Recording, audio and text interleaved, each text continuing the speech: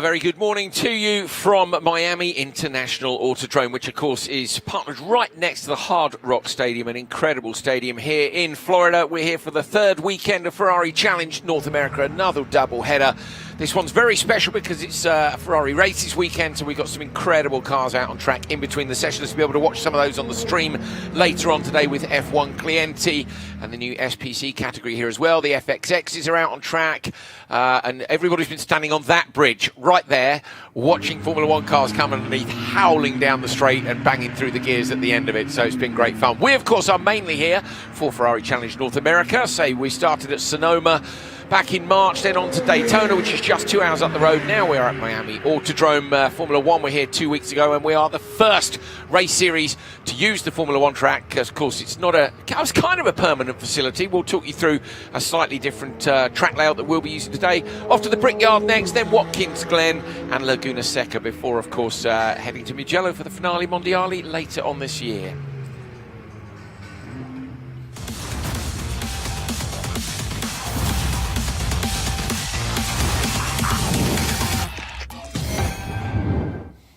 Me, oh my Miami, as the great Will Smith once said. We're looking at the track map here around the Hard Rock Stadium. That's the big square in the middle. The Formula One track carries on further at the bottom here. You can see from turn 10, they go straight on and continue a little bit before coming back in. We're taking a different route across the back. It's proving to be fairly challenging for the drivers. It's very, very different from the circuits we've been to so far this year.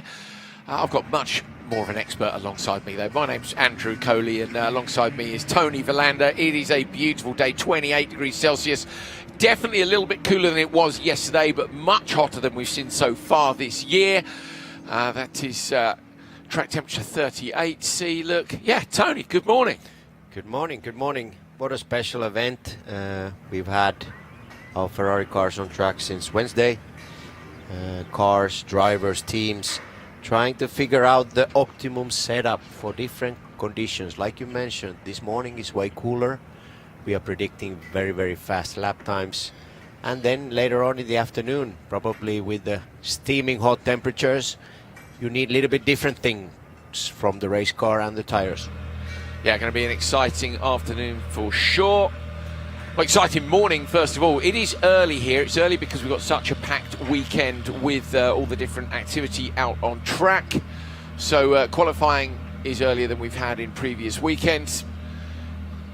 Magnaszewski there getting ready to head out. We've got some 19 cars about to head out for their qualifying session. Nina Jade Paul is with us as always. She's down in pit lane. Nina Jade, what's happening in pit lane? How's the atmosphere? Hello boys, there is a lot happening. Here I am down in the pit lane of the Miami International Autodrome circuit, a really epic track that combines the thrill of street racing with a technical challenge. This 3.3 mile track winds its way through the heart of Miami, featuring a mix of long high-speed straights and tight technical corners that will demand total focus. The drivers also have to navigate their way through the notorious bumps in the braking zone, all whilst dealing with the ever-present risk of the walls. They are close, and one mistake could absolutely ruin a lap time. This circuit really is a test of both raw speed and precision. The powerful V6 engines will really excel on the straights here, and the car's agility through the tight technical sections will make or break a lap time.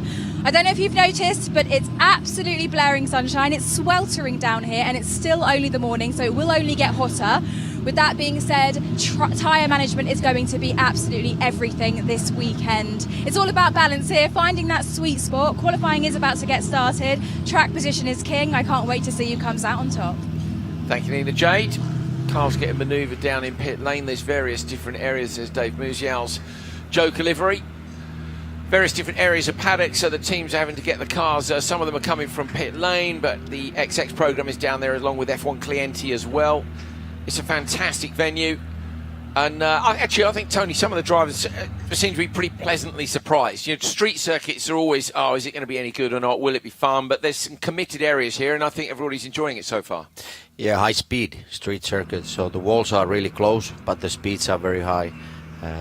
We saw some offs already in the practice, so drivers really need to be on it.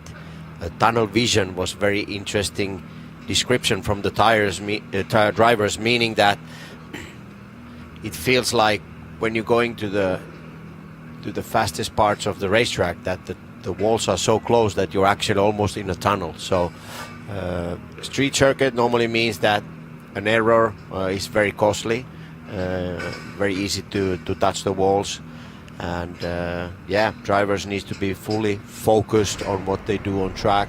This early session, little bit of warm-up before jumping into the race car and being ready to post those fastest lap times of the weekend so far. Yeah, Pirelli AM is up first. You can see just sitting in the car there with all the various different buttons on the steering wheel. It's a proper race car, the 296 Challenge. You're on board with Robert McWilliams from Boardwalk Ferrari, as you can see there, the number 23. That's his rear view mirror in the middle, if you're wondering. It's a screen instead of a mirror. The way the engine cowling is behind you, wouldn't be able to see much. There is Dave Musial's car in pit lane. And we'll be rolling these guys out fairly soon, I think.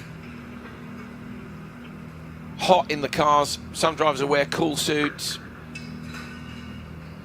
Okay, now I think we're getting a thumbs up.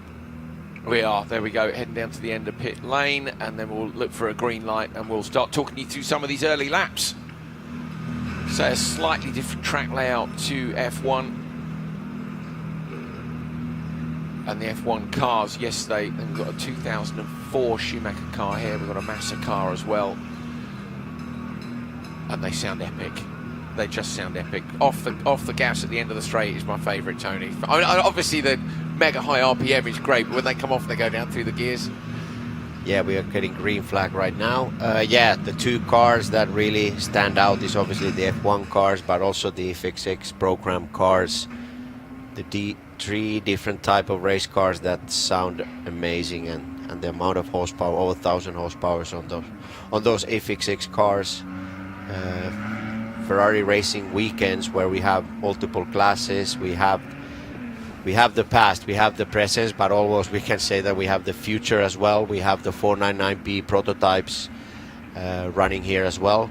So great connection with the WEC World Endurance Championship, with our Le Mans winning prototype car and our clients running their own versions of that race car. So it's an amazing weekend.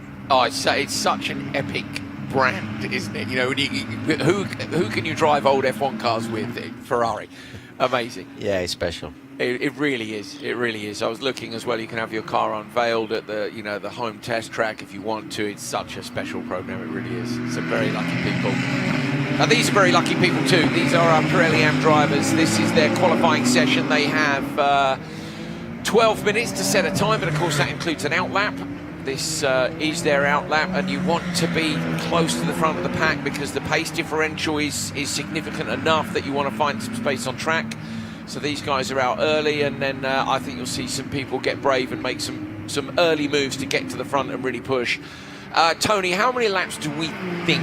Because obviously temperatures are not mega high yet, but we do know that there's a point at which you lose ultimate lap time, and this session is about ultimate lap time. Yeah, when you get everything up to the temperature, I think it's around 3 laps that you get the optimum performance. Obviously you need clear space. We see drivers warming up their tires right now, so everybody's pretty close, but I normally prefer doing my qualifying laps with a little bit of space, clear air, but also I can do my racing line and my speed into the corners. So sometimes drivers try to look for a slipstream, meaning that follow another car on the high-speed section of the track, but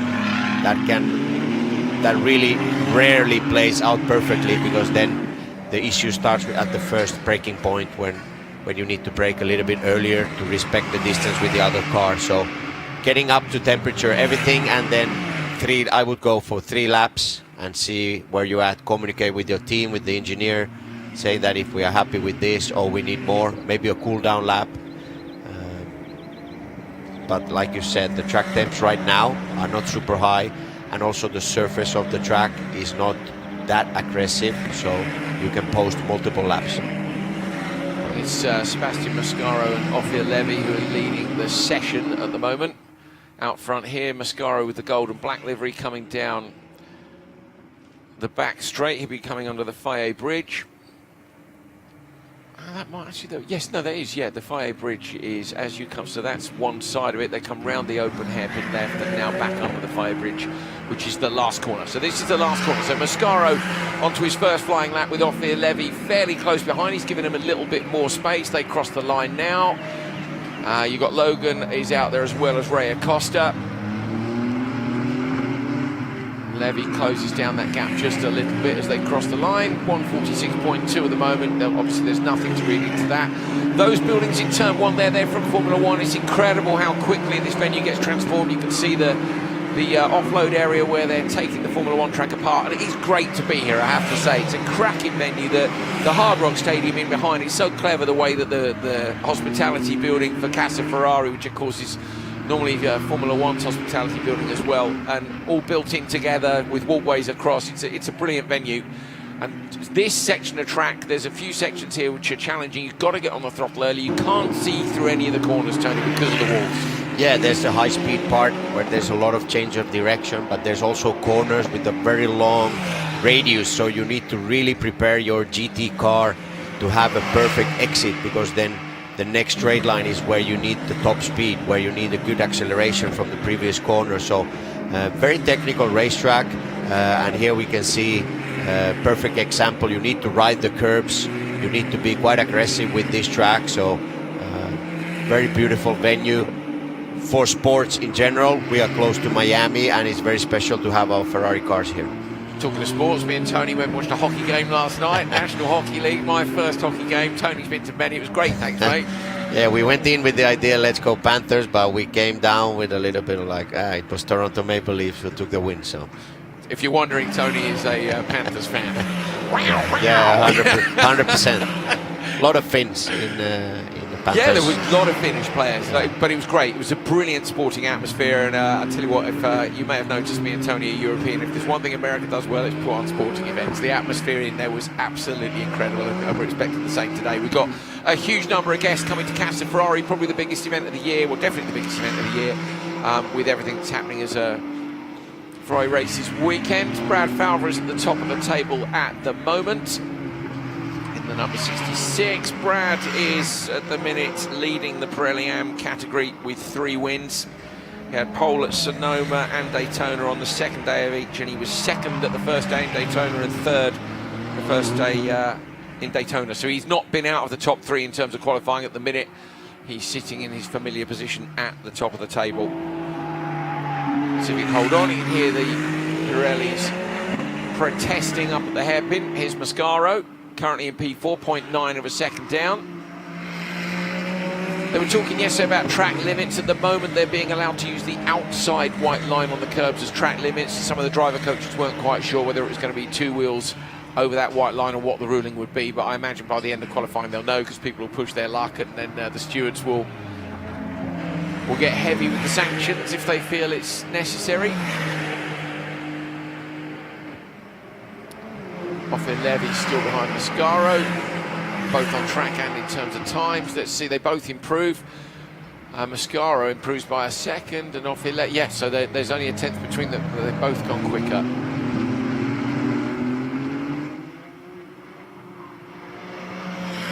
Brad Falver ahead of Ray Acosta, and then in P3 we have Rafael Duran. Duran didn't come to Sonoma, but had a 5th and a 14th in Daytona.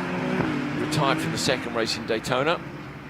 Qualifying for Duran, a P6 and a P11 so far. So if Duran can hold on to P3, this will be a season's best so far.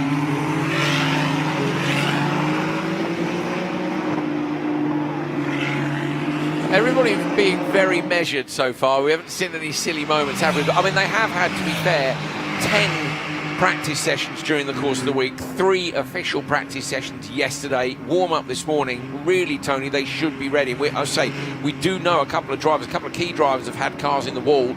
There's one particular section which is through coming out towards one of the chicanes where the car is still loaded up as you get on the brakes. So it isn't an easy track, and I did see some various Ferrari body panels at one of the teams on the way in, where they'd obviously been having a tidy up overnight. The consequences are bad if you hit it, if you put it in the wall. You don't want to do it now. I think everybody's going to have their sensible head on. Yeah, we could just see Ray Acosta had a little moment, so I think he had to back off from his flying lap. All the drivers so far we've seen, very intelligent way to start the qualifying, very intelligent way to start the day. We can see a big difference between the Formula 1 cars and our Ferrari Challenge cars. With these GT cars, you can use way more curbs. So, like you mentioned, the track limits is a more important thing for the race director, for the stewards to watch, to monitor. With Formula 1 cars, with the ride height and everything, you cannot really ride the curb so hard. A lot of preparation for the corners. You can see here a very tight line always allows you to carry on more speed and use the track more at the exit. And yeah, it's very cool to see the cars around this track. Another moment, they're going into the high-speed section. That's the change pushing of direction, it up, isn't it, on track limits? That's really pushing it up. There are a couple of places where I was speaking to Jamie Morrow yesterday, Mitchell Green's driver coach, saying that if you cross the curbs, there is one place where you either need to fully commit and be right over it, or stay off it, because you have a drain with a curb next to it, and you can bottom the car out, and then that can cause you to go off. So there are a couple of places where they need to watch it. So this is the turn, which is up at the end of the straight. Depending on what track map you're using, it's turn 10 into 11 and 12. And what they're saying is that through turn 10, the car is still very loaded up. Johnny Kaminsky was saying the same this morning. You can't do the usual race car thing of pounding the brake pedal immediately. You really have to roll onto it. Yeah, in US you have many these kind of corners with the old school track, so it's not a very typical brake pressure turn in moment. It's more of a rolling speed into the corner and let the car breathe a little bit before you ask for the rotation. So I think some of the drivers were caught with this corner earlier this week. They had some issues coming into the braking point, probably preparing yourself with the simulator and everything, and give it that very hard brake pressure where the car was rotating to the left and they lost the control of the car. So even on this racetrack here, you have different type of corners which require different driving style, and you need to adapt a little bit. These onboard videos and images are really great to see. Concrete walls on both sides, and how drivers are really using the track all the way from the left to the right, riding the curb. So great onboard images. Really good to see as well on the steering wheel. You could see that they had the green line, which shows they're on a personal best, but also to the right of it a purple section, which is showing how much under they are, and that's live updated the whole way around the lap, which is incredible really. They're using GPS for that kind of equipment. We have a timing line obviously at the end of the lap, but the drivers are getting updates the whole way through, and from that point of view, it's so good because you could try something in a corner and go, no, that didn't work. I mean, they shouldn't be doing that now. They've had 13 sessions to try stuff, but such an incredible piece of kit. Yeah, predicting lap time is a good object, is a good thing to have on the steering wheel, but you need to use it in the right way. Your focus still needs to be in the driving and do the right things with the braking, turning, and the minimum speed through the corners. If the lap time and the split time comes the priority, then you may lose something in your driving. So sometimes with the less experienced drivers, we even cover that predicted lap time just to give the drivers the idea that first you need to concentrate on driving and then we worry about the lap time. That's fascinating. So they get too carried away if they see the lap time and stop focusing on what they need to do. So much in it. Tony Blander, of course, has you're working this weekend again with some of the other drivers. Yeah, with the Club GT, Club Competizione GT, we have 488 Modificatas on track. We have some of my old GT cars on track, so it's very interesting to see drivers and the new car owners very passionate about their cars, and I give him some tips from the past, and we share the ideas with the racing line and everything. Brad Falvra, checker flag has come out and he's crossed the line. There are still some drivers out there, so it's not a done deal yet, and Sebastian Mascaro is 0.012 of a second behind, so it's a 137.299 for Falvra and it's a 137.311 for Mascaro. Here is Mascaro.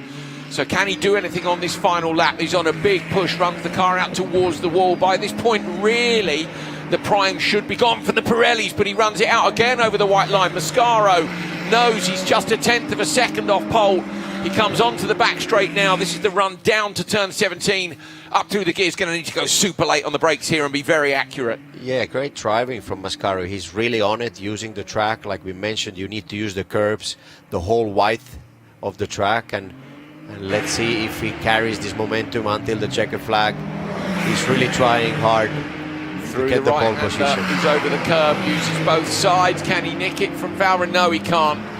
So crosses the line. Let's see what his last lap was. 137.3, yeah, so just a tiny bit slower than he was on the previous. It was a good effort from Mascaro. He gets P2, which is still a tidy result. You see where he's been so far this year. Yeah, he qualified second at the first race in Daytona. Otherwise, he's been fourth a couple of times. Mascaro will be pleased with that, but with all the leading drivers over the line now, Brad Fowler has taken the pole here for race one of our third race weekend. You're looking at Jay Logan coming in the number 70 car. And that is Ray Acosta. Ray gets P3, 3/10 of a second off. You can see he's rolled off the throttle and is coming back in on a slow down lap. Good session, no major issues. Yeah, great session. Ray Acosta with better speed than in the previous race. He was struggling a bit in Daytona. He's now up to P3. I go by the memory, but I think I remember Brad Fowler had the spare car on Sunday in Daytona, and he had a great speed, and I think he's keeping the same livery. Oh, really? I think he has the same livery. He used to have some graphics on the car, and now it's traditional red Ferrari, so maybe that spare car showed some pace and he's carrying it to here. Brought him the luck. Yeah. We all have a little superstition here and there, don't we? Look at that, there's the Hard Rock Stadium. What a facility. It is an incredible building on the skyline. The podium is inside the centre of that stadium. Of course, it's the home of the Miami Dolphins. And we have their fantastic cheerleaders here with us later on today for the official race weekend opening ceremony. I think most of the guests have decided they don't want to come in at 8 o'clock in the morning to watch qualifying. They'll come in later, which is understandable. But the drivers, of course, are absolutely ready to go. You're on board here with Dylan Medler. Medler at the minute is the championship leader, of course, in our headline category, Trofeo Pirelli. You've just seen the Trofeo Pirelli AM drivers out. Medler with 2 P2s and a win. 2 wins, actually, sorry. It was his birthday Friday or Thursday? Friday, I think. 21. Lucky boy. I know what I did on my 21st, and it wasn't driving Ferraris. It was a good night out, though. Maybe that's why I didn't make it as a professional driver, Tony. It could be, couldn't it? But you still had good time. I did. That's very true. That's very true. I often joke with my my rally friends as well. I was a little bit too sideways for good lap times, but I get good photos. So I'll one day I'm going to enter a round, see how we get on. Yeah, the interesting thing now going into the Pirelli qualifying is here everything is more into details. The right lap, the right pressures, getting everything out from the race car at the right moment. In this category where the differences is way tighter, it's difficult to then build up the speed later. You need to really nail everything immediately with the tires, with the car, when the performance is there. So it's very interesting to see the dynamics between Dylan Medler, Massimo Perrina, Johnny Kaminsky, and also Manny Franco has showed up to this weekend. So very interesting to see at least these 4 drivers fighting for the pole position.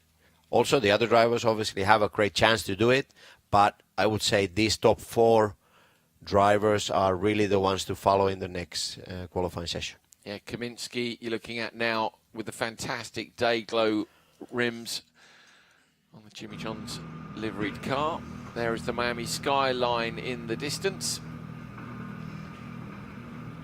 So Kaminsky qualified, he had pole in Daytona. Otherwise, he's been P3, P5, P2, so he's always up there, as we know. He had that puncture in the second race in Daytona, which was such a shame because he was absolutely on it. We had a few red flags, and unfortunately had a puncture and had to pull into pit road, which obviously cost him a little time. A lot of time.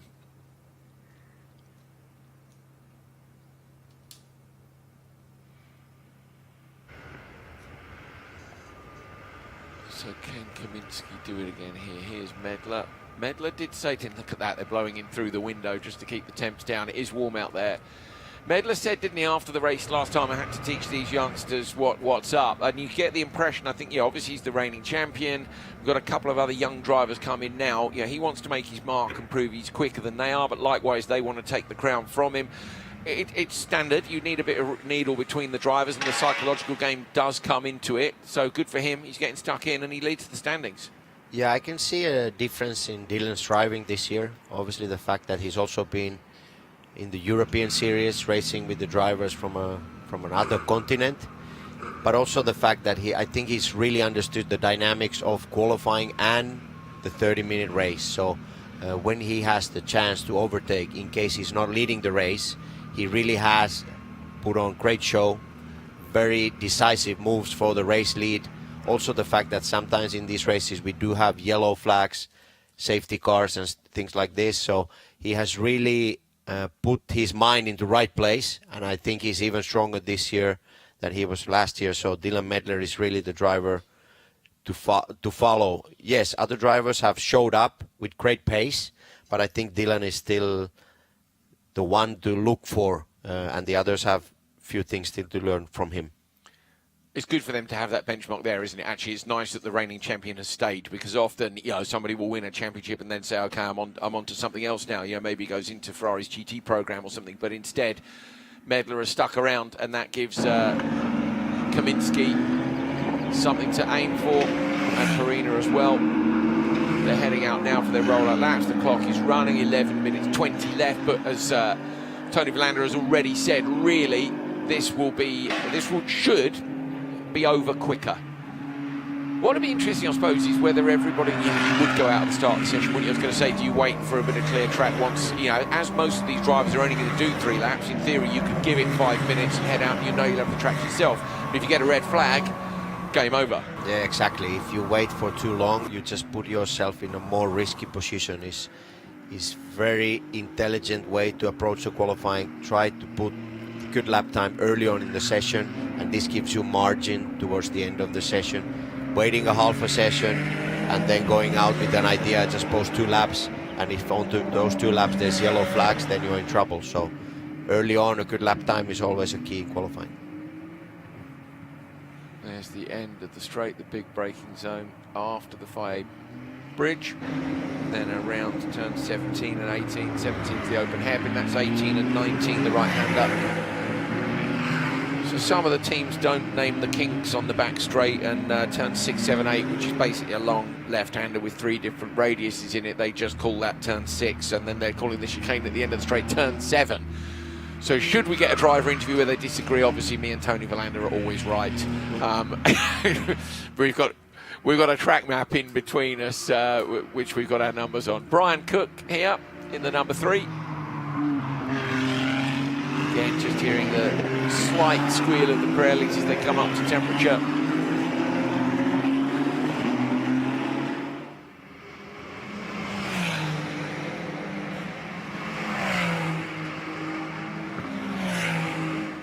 Massimo Perina and his uncle Roberto Perina have opposite liveries, if you're wondering. So Massimo's is this one, and the one with the red in the opposite position and white in the middle is his uncle.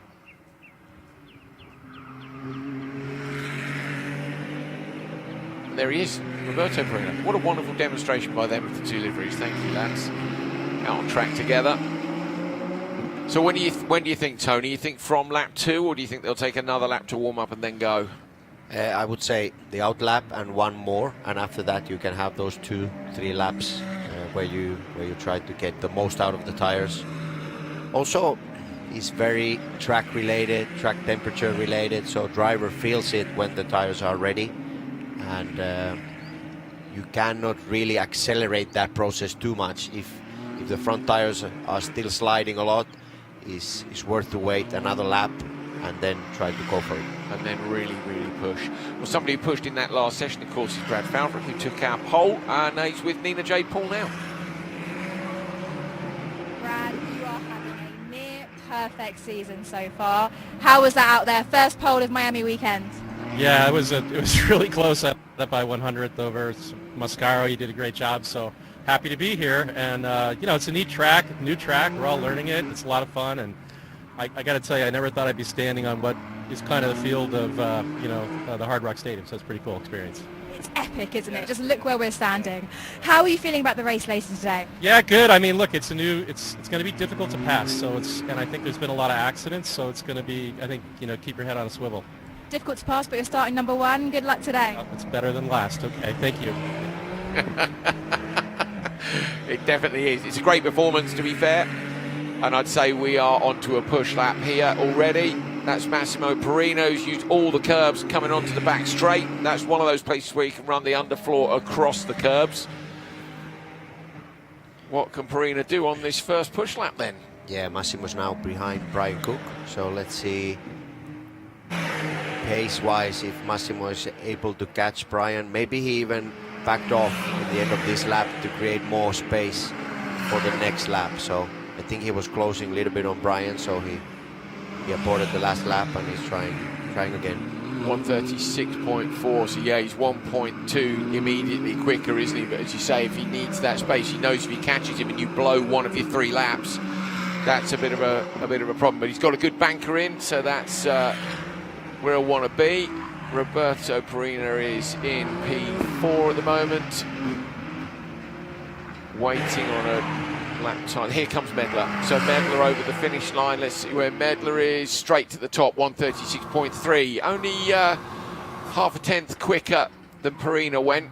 And we're waiting on Kaminsky to finish his lap now as well. He's only on lap 1.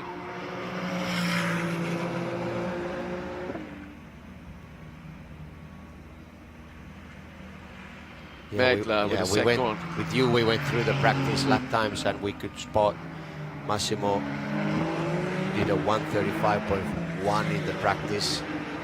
So we are still few tenths off.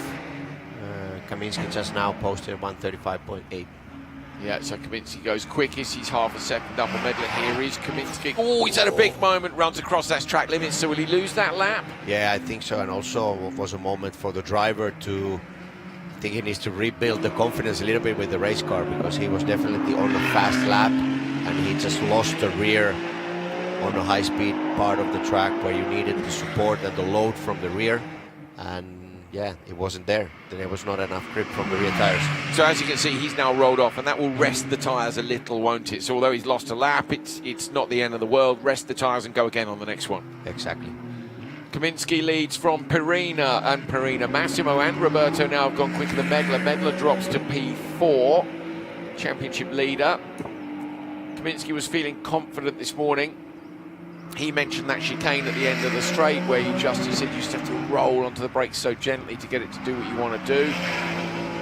Yeah, I just love the fact Kaminsky yesterday came to say hi with the crew picture, and you can really see the passion and the joy. He's just enjoying it, having a lot of fun, and he's showing great stuff on track. But he really stands out with being very passionate and the mixture of being such a young driver, and it's great to see that the fire is there. So right now he's leading the qualifying. And he's 16 years old, don't forget. So he is the youngest ever pole sitter, having got the pole in Daytona, I think it was.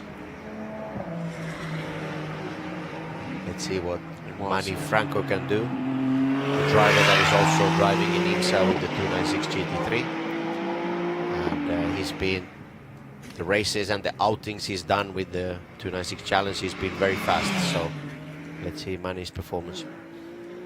When we went through the practice times earlier on, Tony, before we were going on air, you noted a big difference based on time of day.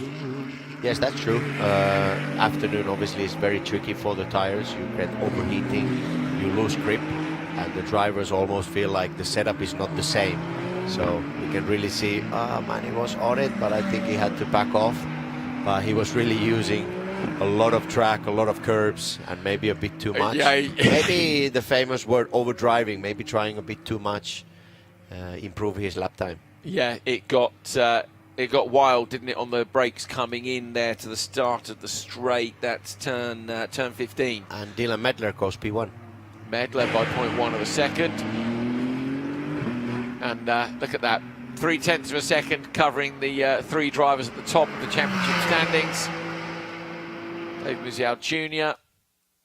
Has Muziel updated his livery? I think he has. Yeah, I'm pretty sure. I think it's different. They always have good liveries. Number of drivers, so this one, McCarthy hasn't set a lap time, but in the previous session we had 5 or 6 drivers who didn't set lap times. So some of those maybe people who had shunts during their qualifying sessions and are frantically getting the cars rebuilt. Hopefully we'll see them out for the racing later today. There's 2 minutes left, but I would imagine, let's have a look at lap count. In terms of laps, okay, Kaminsky is only done 3, so Medler's done 5 and Massimo Perina's done 4. We know Medler did his lap time on lap 5, so in theory Kaminsky's going to go slow here to get himself ready for a quick lap, you think? Yeah, I think it's a second lap in a row that he tried to go for it, and he already had a moment going into turn 1, so he braked a bit too late, lost the apex going into 1, and he backed off straight away. So he had the moment the lap before with the rear of the car jumping out for him, and now let's see if he goes for another lap and try to beat Dylan lap time. He's got 1:47 left, and now he starts to push again. Okay, so getting himself into full race mode, down onto the back straight. Here is Medler. Medler's using all the road there, right out to the concrete wall on the outside. I think it's Brian. Oh, it's Brian Cook, sorry, it's Brian Cook. My bad. Red and yellow, both those cars. Medler surely has parked it at this stage.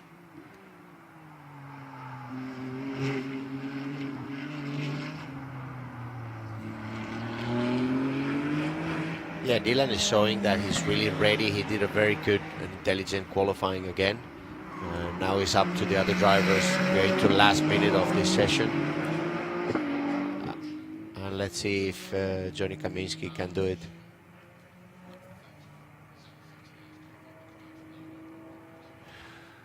You see the nose of the car, it's so obvious, isn't it, the braking point and the attitude of it. And then if it's skipping around left and right, you know there's maybe too many steering inputs as the car's gone on the brakes. Not so bad at the end of the straight, but certainly that one we've been talking about where they have to turn and brake at the same time. Brian Cook moves up 1 place at the expense of Tony Davis by literally a couple of thousandths.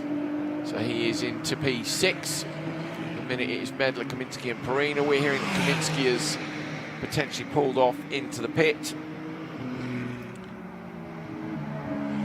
And in fact, Massimo Perina's just gone quicker than Kaminsky. So Massimo Perina, who you're looking at now, has just gone quicker than Kaminsky and sticks him onto the second row. And he has 1 more lap. Right, Perina. Let's see if he's running into traffic. I think it was Tony Davis in front of him. He's only 0.092 off, isn't he? He's on his 7th lap as well. Oh, takes down one of the bollards. That's probably going to be track limits. Good to see him trying so hard, but also good to see, obviously we know the Pirelli's a fantastic tyre, it's made specifically for this car, but at high temperatures, normally there's 3 laps of absolute peak pace and then it goes away a little bit. Perina's just done that lap time, less than 1/10 of a second off the Polar Medler on lap 7. So we could be looking at really quick laps through to at least the halfway point in the race later on today, Tony, which is fantastic. Yeah, also we can see again Manny Franco taking the bollard from the inside of one of the corners and really driving hard. Maybe a bit too hard even. He lost. I think he improved his lap time, yeah, but not the place. P5. So even if they penalise him for that lap, it won't be the end of the world.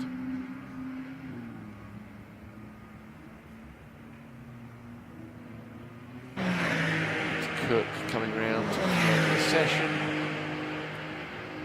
And go straight into pit road, so we'll take the checker in pit lane.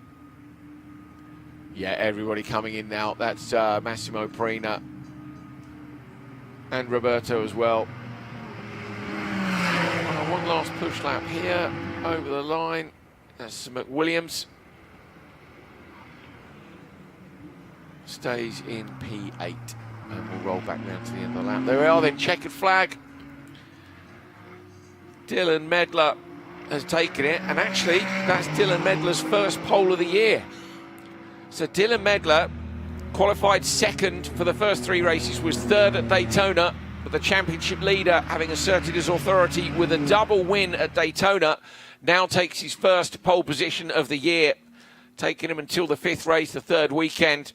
but nicely done. 0.092 of a second ahead of Massimo Perina, who is second in the standings, and Johnny Kaminski a further 0.142 of a second back. That is your top three in qualifying here and the top three in the championship.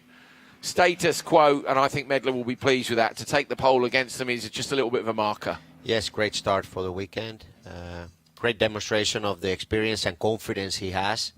And yeah, weekend like this where in the morning you run faster than in the afternoon you struggle a bit. We could see also from the practice some drivers couldn't match their fastest lap times of the weekend so far. So very mature drive from Dylan. Yeah, nicely done.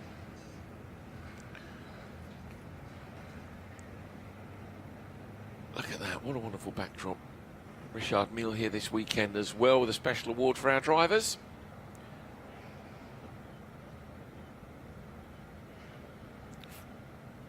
Fastest lap of the day is the Richard Mille Award. That'll be on the podiums later on today. There is Kaminski's car parked up. The P3 was in that pole, but aborted a couple of laps. Kind of, the body language says okay, but a little bit frustrated maybe. Yeah, I think the target was to be on pole. We heard some drivers already mentioning that probably the overtaking not the easiest thing on this track, so very important is the actual race start. Also in case we have a safety car, the restart after the safety car. So it's not over for Johnny Kaminski yet, but starting P3, he can have a strong race, but he needs some aggressive maneuvers to win the race. But 17 has to be a point, doesn't it? Especially with coming out of 15, where we've seen mistakes several times now coming through turn 15, running across the curbs on the outside. Even Medler made one there. So in theory, if you get a good exit, everyone's going to have to try for a good exit from 15, either to avoid being slipstreamed or to make the pass. So if you saw a mistake coming onto the straight, I think you could definitely see a pass at 17. Turn 1, I think it's going to be tough with the exit from 19 being so fast. To get up the inside there, I think will be hard. Yeah, it really depends how drivers feel that they can follow another car. If you can follow really well through turn 15, get a good run to the back straight, but also the fact that keeping the pressure on other driver the whole race distance, you cannot really make a mistake here. So that's also a chance to be able to gain places, is just to keep the continuous pressure on the driver in front of you. Dylan Medler with the pole, 135.7 from Perina Kaminski. Perina, so it's Roberto Perina up on row 2 as well. Manny Franco, Brian Cook, Davies, McWilliams, Musial Jr., Falvera and McCarthy didn't set a lap time in that one. Hopefully see him later on in the race today. So that's it for Trofeo Pirelli.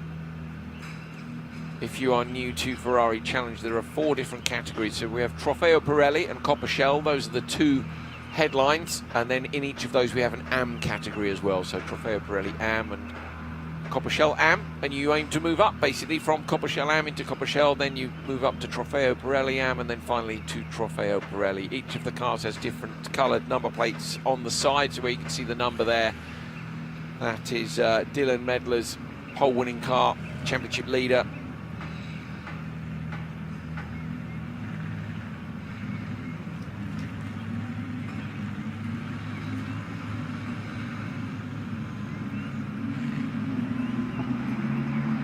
Cars getting turned around and headed back to the paddock.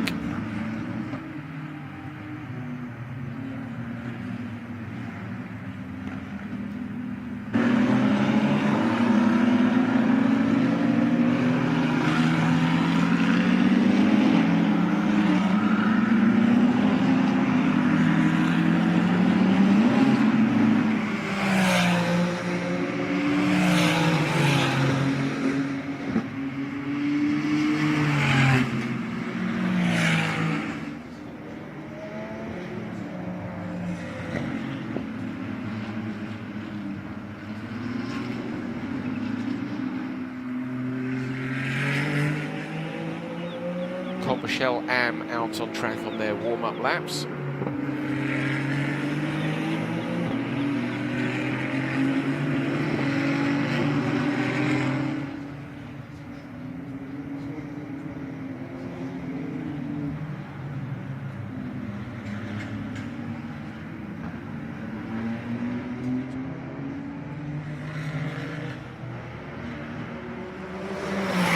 Right, while these guys are on their warm-up laps, let's head down to Nina J. Paul. She's with Dylan Medler, championship leader.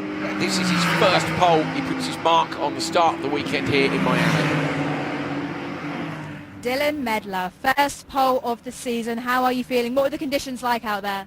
Of course it was hot as we're in Miami, but first pole of the season feels very good. We were struggling a little throughout the week, but we were finally be able to put a good lap together. Thank you to the team. They put amazing work throughout the night, and we couldn't be more excited for the race. So the perfect weekend in Daytona. You got your first pole of the season today, and you're leading the championship. How are you feeling about the race later today? I'm trying to keep my head cool, but of course I'm feeling very excited. I know we have great potential this weekend. We're just excited to see how it plays out. Good luck. Thank you.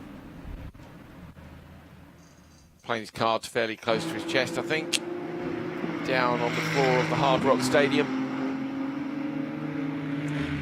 One of the cameras there that just shows you the bit of elevation change around here. It's always hard to see on TV where the track elevation changes. Lance Corley, 12th at the moment.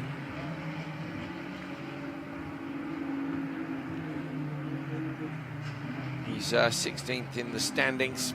He's had 3 times where he hasn't finished. He had a P8, Lance Corley did in Daytona. He got the pole at the first race. In the wall. Car in the wall. Steve Czech, unfortunately. So Steve Czech had a great weekend last time out. I was just looking down at my statistics when unfortunately Steve's put it in the wall. And I think that is that tricky braking zone. Is that the braking zone into the chicane? Either way, look, he's way out wide. Let's take a look at a replay. Tony Verlander, you're the expert here. Oh my goodness me, he's gone in early. Yeah, he's touched the wall earlier than this image shows. So we were more or less 3 minutes into the session. He should have already some tire temperature. Yeah, now we have a red flag. Takes a little bit of time to recover the race car. And this breaks the rhythm a little bit for the other drivers as well. And no lap time set either, looking at it. No, I mean, even though we were, as you say, we're 3 minutes into the session, they'd all gone out on a cruise lap, and actually nobody's crossed the checker and then set a lap time. So the clock hasn't been stopped on timing yet. It will be. You can see it top left of your screen. That will be what remains. Now, bearing in mind, these are our drivers who are coming up through. They're the Shell AM category. They're the ones who really would have liked the whole 12 minutes to set a lap time. And Tony, now they're only going to have 8. That's really going to put the pressure on them. Yeah, I think Shell AM drivers have a little bit different approach, rhythm to the qualifying. Instead of Pirelli drivers posting the lap early on, these drivers need a little bit more track time to be on top of their game. Obviously, this red flag now upsets the rhythm a little bit, and they need to reform and to be ready to go back on track. Yeah. We still see the clock going down, but normally, like you said, with the red flag, it should stop.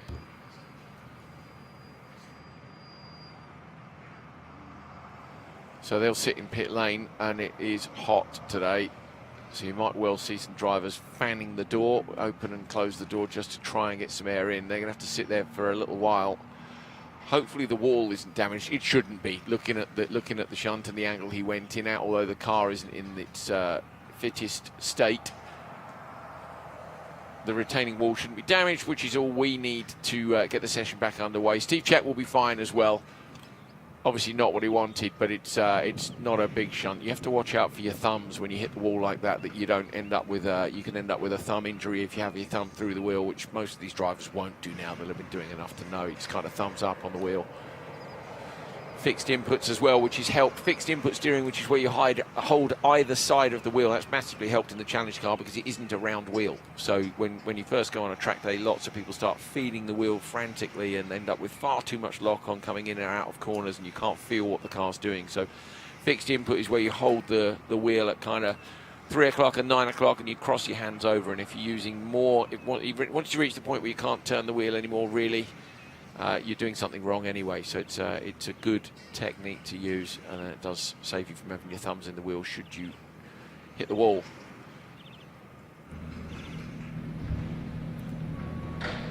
Right, well, while we wait for a track clear up, we have got an onboard lap with Dylan Medler from earlier on in the weekend. Let's take a look at this.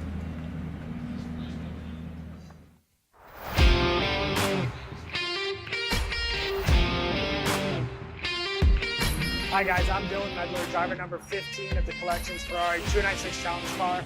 This is my home track, and I'm going to take you for a lap around Miami International Autodrome. So here we are crossing the start-finish line. You're going to have your eyes up looking for turn 1, hard braking your bridge, down a few gears, you want to hit the apex. After that, your eyes look forward to the apex of 2, and then 3, you want to be as flat as possible here, carry as much speed.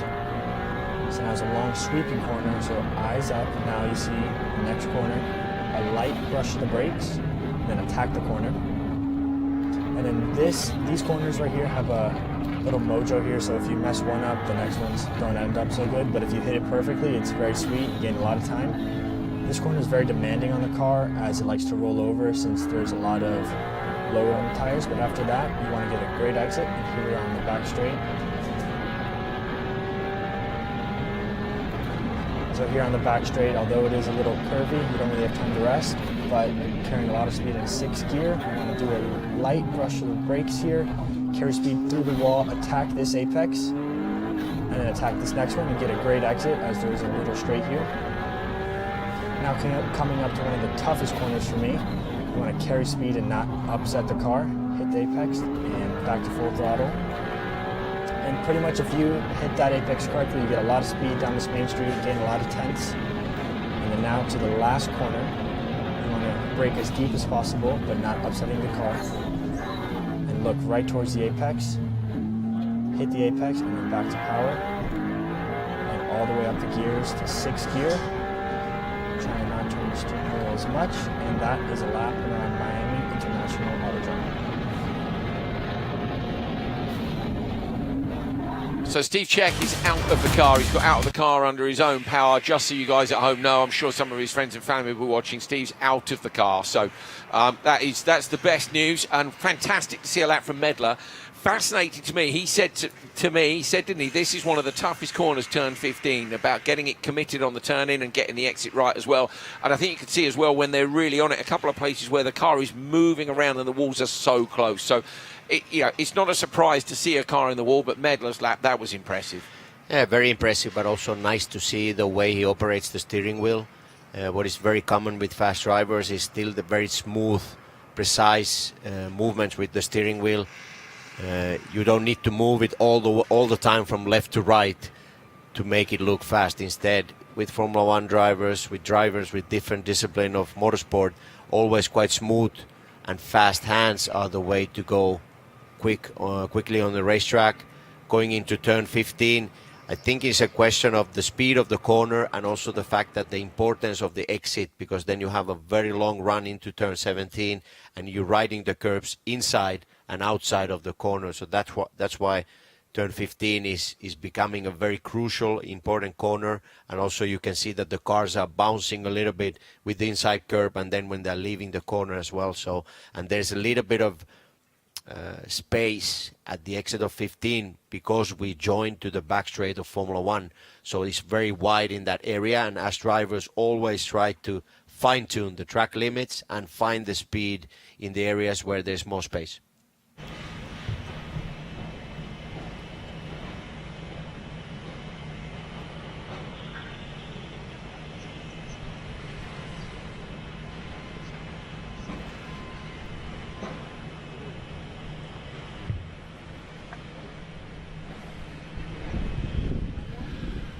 Okay, we're about to get the session underway. Sorry, there are just a few messages coming in from race control to us here in commentary. So we'll get, as soon as that car is cleared up and away, we can get back out on track. That's Louis Flory at the front in the 183. Look at those big old Ferrari Brembo brake calipers underneath a mint-looking rim. That rim's been nicely cleaned. Surely that's brand new. There must be some brake dust on that. Okay, it's not a race car. Fine, good. We pan out and we can see it's a concourse. Beautiful selection of Ferraris down in the heart of the Hard Rock Stadium. Now this one will have some brake dust on it. Stephanie Herfield with a fantastic, I've been calling it like a universe livery. Stephanie, please correct me if I'm wrong. You can find me later on today. I'm frequently wrong, everything's fine. Gabe Hrib. Thumbs up, yes Gabe. Ready to get after it. The clock's been running the whole way through this, so when the session restarts, you can see top left. I'm certain that they will, well, I hope they'll let them back out, otherwise they'll have to base their qualifying positions potentially on FP3. But I think they'll reset the clock in a moment when they send the cars back out, but we'll wait to hear from race control on that. The silver foil over the front there is, of course, to try and keep the temps down. That's Paul Lynn.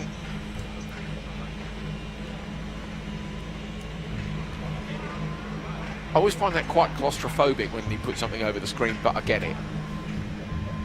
Usually in my case as a rally man, it was mud that would go over the screen and you're frantically on the wipers to try and get it cleared off. On this occasion there is no mud to be found. That's what you want, like a fan in through the door.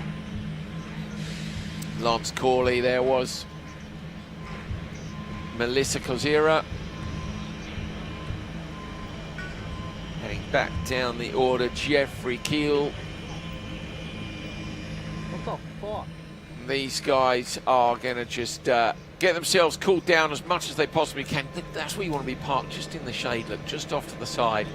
Desperately trying to get the temperatures down in the car, get the temperatures down on those Pirelli tyres and get themselves ready to go again. So stay with us. We're going to take a short break while we find out from the track crews what's happening out on circuit. And as soon as we can get these cars out and underway, we'll be back with you. So stay with us. More to come from qualifying here in Miami.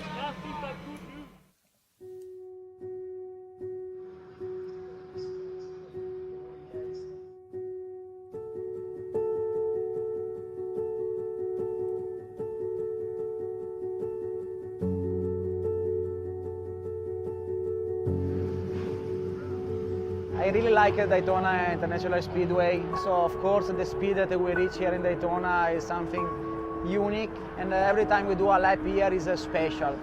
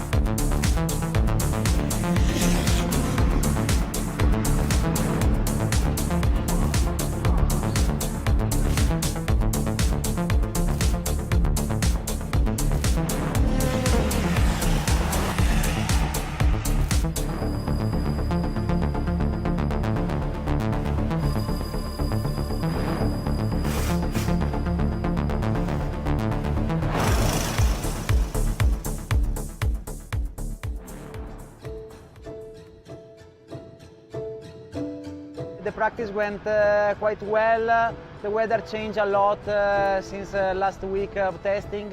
Now it's much more warmer, so actually it will be a surprise, the balance on the race, but honestly we're quite ready, and we will see what will going on. It will be so much happening on the race, and we really hope to be ready and be fast especially.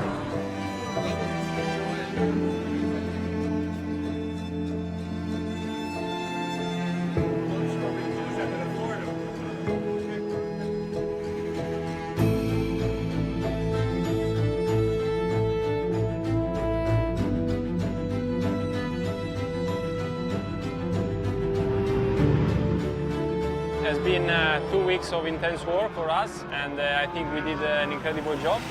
The expectations for this race are really high, I have to say, because I think we have a good potential, so I hope we can do a good job.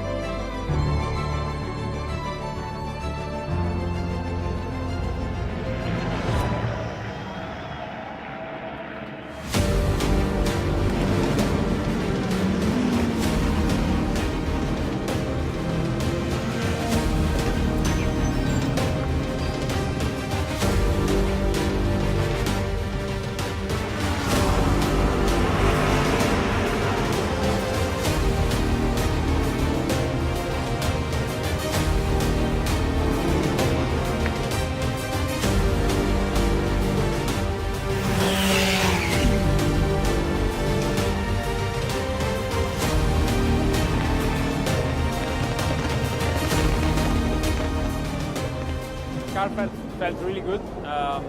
We were hit from behind in the full Rossello, and so we had to recover one lap.